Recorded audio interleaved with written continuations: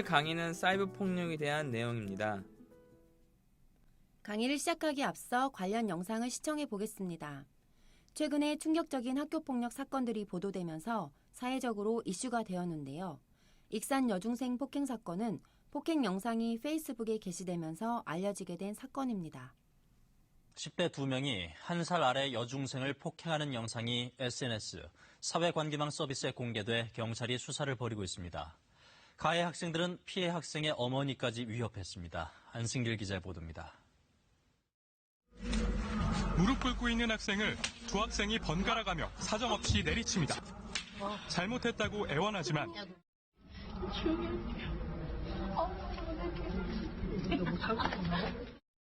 가해 학생들은 머리채를 잡아 흔들고 주먹으로 머리를 때립니다. 주위에는 다른 학생들도 있었지만 아무도 말리지 않았습니다. 온갖 욕설과 함께 폭행이 계속되는 1시간 내내 피해 학생은 공포에 떨어야 했습니다. 가해 학생들은 CCTV가 비추지 않는 이곳으로 피해자를 끌고 와 폭행한 것으로 알려졌습니다. 피해 학생보다 1살이 많은 가해 학생들. 한 명은 고등학교를 자퇴했고 또 다른 한 명은 유급해 중학교에 다니고 있었는데 말을 듣지 않아 기분이 나쁘다는 게 폭행의 이유였습니다. 폭행을 문제 삼던 피해 학생의 어머니를 위협하기도 했습니다. 가해 학생들이 피해 학생 어머님한테까지 연락을 했어. 위협적인 말을 했다고 하더라고. 그래가지고 신변보호 요청까지도 한 걸로. 폭행 장면은 현장에 있던 다른 학생이 촬영해 친구들과 돌려본 것으로 드러났습니다. 피해 학생은 폭행 사건이 있었던 다음 날 경찰서를 찾아 이런 사실을 알렸습니다. 수사 진행 중이에요. 공동폭행이요? 법에 따라서 엄정하게 처리할 예정입니다. 전북교육청과 해당 학교는 사회관계망 서비스를 통해 사건이 알려진 뒤에야 피해 사실을 접했으며 조만간 학교폭력대책위원회를 열 예정입니다.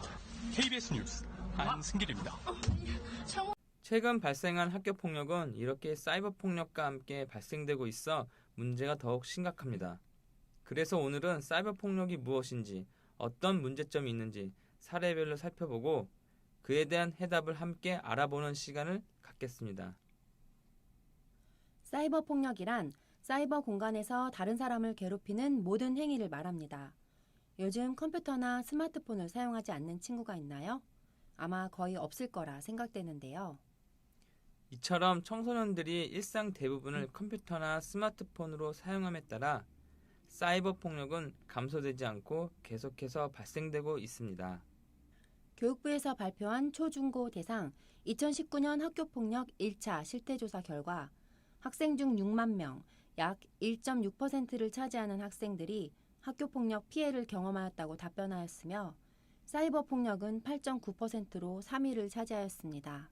위 결과를 보면 직접적인 신체 폭력과는 다르게 정서적 폭력이 증가하고 있는 것을 알 수 있습니다. 학교폭력 중 3위를 차지한 사이버 폭력은 어떤 특징들이 있는지 살펴보겠습니다. 한국에서 글을 하나 게시하게 되면 그와 동시에 세계 곳곳에서 바로 확인이 가능할 정도로 사이버 공간은 퍼지는 속도가 빠릅니다. 내가 방금 SNS에 올린 사진도 지구 반대편에 있는 사람이 실시간으로 볼 수 있을 만큼 인터넷이 미치는 범위가 굉장히 넓으며 내가 게시물을 삭제하더라도 누군가 스크랩하거나 공유하거나 복사를 하거나 저장을 했다면 나의 의사와 상관없이 또다시 공유가 되고 재생산되어 영원히 삭제되지 않을 가능성이 매우 크기 때문에 오랜 지속성을 가지고 있습니다. 유형별 구체적 사례를 살펴보겠습니다. 사이버 따돌림이란 단체 채팅방에서 욕을 하거나 따돌리는 것으로 대표적으로 단체 채팅방에 한 명을 초대하여 서로 번갈아가며 욕을 하고 괴롭히는 떼카, 채팅방에 초대해놓고 모두 나가버리는 방폭, 채팅방에서 나가면 초대하고 다시 나가면 계속해서 초대하여 나갈 수 없게 하는 카톡 감옥이 있습니다.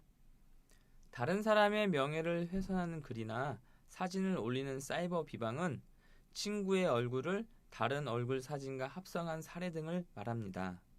명예훼손, 모욕은 사람을 비난할 목적으로 사이버 공간에서 사실 또는 거짓의 내용을 게시하여 명예를 훼손하는 것을 말하며 SNS상에 악성 댓글을 달거나 친구들이 게임 내에서 욕을 하는 사례를 들 수가 있습니다. 저격글은 단체 채팅방에서 누구를 지목하는지 알 수 있을 정도로 특정인을 비난하거나 명예를 훼손하는 것을 말합니다. 화면을 보면 나홀로라는 친구가 외로워라고 상태 메시지를 게시하고 있고 뒤이어 다른 친구들이 게시한 상태 메시지가 보이는데요. 누구를 지목해서 비난하고 있는지 알 수 있겠죠? 사이버 성폭력은 일반적인 성폭력 범죄보다 범위가 넓은데요. 사이버 공간에서 상대방의 동의 없이 성적인 사진이나 동영상, 개인 신상 정보를 게시하는 것도 사이버 성폭력에 해당합니다. 최근에 학교폭력 중에서 사이버 성폭력 사건이 종종 발생하고 있습니다. 사이버 스토킹은 사이버 공간에서 공포감이나 불안감을 일으키는 말, 글, 그림, 사진 등을 반복적으로 보내는 것을 말합니다. 최근 기사를 스크랩해봤는데요. 사이버 폭력은 계속해서 발생하고 있으며 가해 학생들의 연령대가 어려지고 행위 자체가 폭력적이며 교묘해지고 있습니다. 유명 연예인들이 학창시절 학교폭력의 가해자였던 사실이 밝혀지면서 가수를 그만두거나 출연 중인 프로그램에서 하차하는 일이 최근에 이슈가 되었는데요. 어린 시절 저지른 범행들은 결국 다 밝혀지게 되고 어린 시절에 했던 행동들이 미래에 크나큰 영향을 미칠 수 있다는 것을 보여줍니다. 사이버 폭력의 피해자가 내가 될 수도 있다. 아님 내가 피해자라면 어떨까? 혹시 생각해 본 친구 있나요? 사이버 폭력의 피해자는 어떤 이유로 피해를 당할까요? 교육부가 발표한 2019년 학교폭력 실태조사에는 가해 학생들이 피해 학생들을 괴롭히는 이유로 첫째, 먼저 괴롭혀서, 둘째, 장난으로, 셋째, 오해와 갈등으로, 넷째, 맘에 안 들어서, 다른 친구가 하니까, 화풀이, 순으로 답변하였습니다. 가해 이유인 먼저 괴롭혔다. 이건 무슨 뜻일까요? 사이버 폭력의 특징 중 하나는 학생들은 나를 괴롭힌 가해 친구에게 복수하기 위해 가해자가 되는 경우가 있다고 합니다.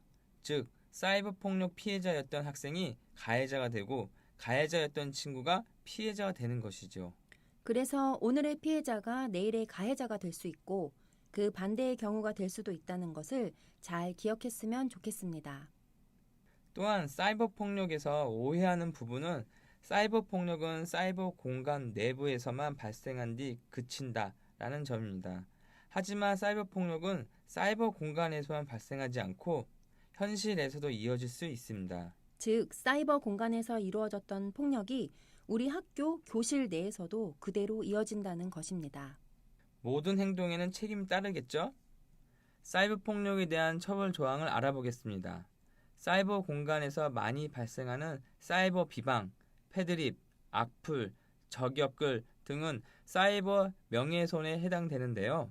사이버 명예훼손은 일반 명예훼손보다 더 중하게 처벌이 되고 있다는 점 명심해야겠습니다. 모욕죄의 경우도 명예훼손과 다른 법령으로 처벌하고 있습니다. 화면에 보이는 것은 범죄 경력 조회 해보서로 과거의 범죄 경력 여부를 확인할 수 있는 서류입니다. 이 서류는 친구들이 학교를 졸업한 뒤 취직을 할 때 회사에 제출해야 하는데 서류에 전과가 남는다면 취직이 어렵겠죠? 청소년 때 잠깐의 실수로 지울 수 없는 흔적을 남기지 않았으면 좋겠습니다. 117 신고센터로 신고한 내용과 신고자의 신분은 비밀이 보장된다는 사실 꼭 기억해 주시고요. 피해를 당했다면 부담 갖지 말고 신고해 주기 바랍니다. 117 외에도 여러 기관에서 도움을 받을 수 있으니 기억해두면 좋을 것 같아요. 모든 신고 내용은 비공개이니 걱정하지 않아도 됩니다. 학교폭력 신고 방법은 우선 친구들이 학교폭력을 당했다고 알게 되면 주변 선생님, 가족, 친한 친구들에게 도움을 요청하고 증거를 확보하는 게 가장 좋습니다.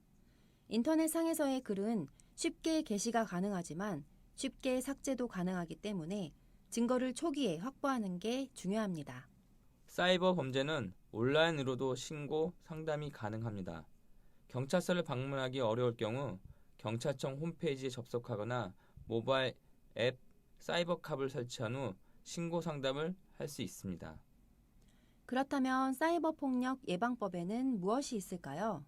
이건 사이버 폭력뿐만 아니라 명예훼손, 모욕죄의 기본 원칙에도 해당되는데요. 사이버 공간에서 욕설, 비난, 따돌림 행위를 하지 않고 글을 게시할 때는 상대방의 입장에서 생각해보면서 다시 읽어보고 글을 쓰는 습관을 가졌으면 좋겠습니다. 교육부에서 발표한 2019년 1차 학교폭력 실태 조사에서 사이버 학교폭력 피해를 본 뒤 주변에 알리거나 신고한다는 비율이 81.8%, 즉 10명 중 8명이 사이버 학교폭력 피해를 보면 신고를 하겠다라고 응답을 해주었습니다. 3, 4년 전만 해도 신고하겠다고 응답한 비율이 높지 않았는데 학교폭력에 대한 교육과 사회적인 분위기 변화로 인해 학교폭력에 대한 인식이 많이 바뀐 것으로 보입니다. 하지만 10명 중 2명은 사이버 폭력 피해를 당한다며 혼자 해결할 것이다 라고 응답을 했습니다. 그 친구들을 위해 사이버 폭력을 목격한 친구들은 모른 척하지 말고 도와주기 바랍니다. 화면에 예방하기 위한 SNS 새로운 기능이라는 제목이 있는데요. 사이버 학교폭력이 주로 발생하는 SNS에서 새로운 기능을 만들었기에 소개해 봅니다. 첫 번째 사진은 카카오톡 내에서 단체 채팅방 초대 거부 및 나가기 기능을 추가하여 원치 않으면 단체 채팅방에 들어가는 것을 막을 수 있습니다. 인스타그램의 경우 댓글을 제한하거나 차단하는 기능도 만들어졌습니다. 이처럼 사이버 폭력의 피해를 줄이려는 많은 노력들이 있는데요. 또한 사이버 폭력을 체험할 수 있는 어플이 있습니다. 이 어플은 19세 이상부터 체험할 수 있어 친구들은 아마 해보지는 못할 거예요. 그래서 이 어플이 어떻게 되어 있는지 관련 동영상을 통해 한번 보도록 하겠습니다.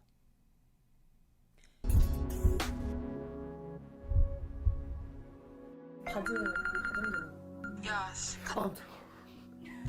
야, 씨, 카톡 바로 안 보냐? 죽고 싶어서 환장을 했지? 두고 봐.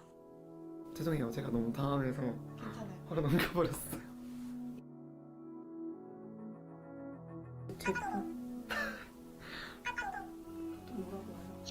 막 빨리 보라고 욕을 하네요. 야, 한이주 뭐 대답 바로 안 하냐 이러면서. 뭐예요? 엄청나게 많은 친구들이 저를 초대해줬네요. 똑같은 말들이 이제 도배돼서 단톡방에서 이제 막 오고 있는데 뭐라고 해요?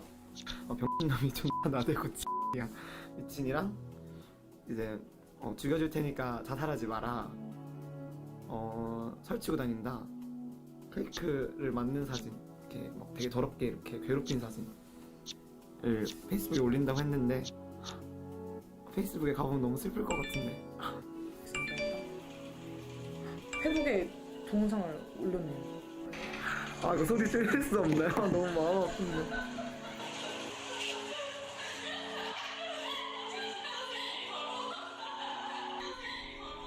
아직도 안 돼. 이거 체험 계속 해야 되는 거겠죠? 너무 마음이 아픈데. 댓글이 뭐라고 달렸어요? 비꼬는 식으로 페북스타 다 됐다. 신선하다. 이거 진짜 심하네요.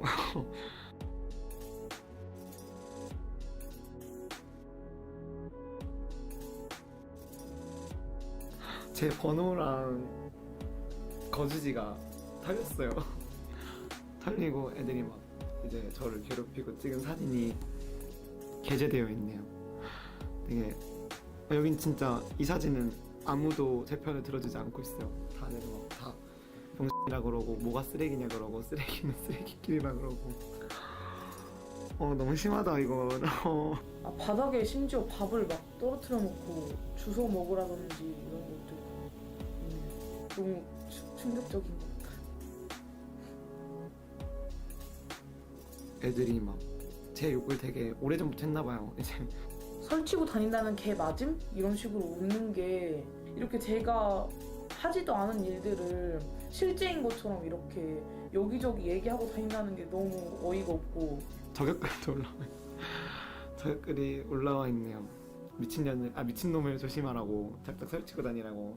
한번 이제 닫고 문자가 오네요. 문자가 뭐라고 왔나요? 안 돼. 엄마한테 문자 왔어요. 안 돼. 엄마가 뭐라고 했어요? 이거 너무 슬픈데. 데이터 요금 왜 이렇게 많이 나왔냐. 답장도 없고 엄마 화났다. 전화를 안 받는데 오는 길이냐. 왜 연락이 없냐 걱정은. 동생도 괴롭힌다. 아니면 제 집에 찾아오겠다. 불을 지르겠다. 회복 보고 연락했다고 30살 아저씨도 괜찮냐고 막 이런 문자도 막 오고. 와 진짜 미쳤다. 왜 사냐 그러고 진짜 죽이기 전에 답장하라고 와 있고. 왜 우리 가족까지 이런 얘기를 들어야 되지? 왜 우리 집이 막 불 지른다는 얘기를 들어야 되지 하는 그런 무서움과. 안돼 엄마 욕 왔어요.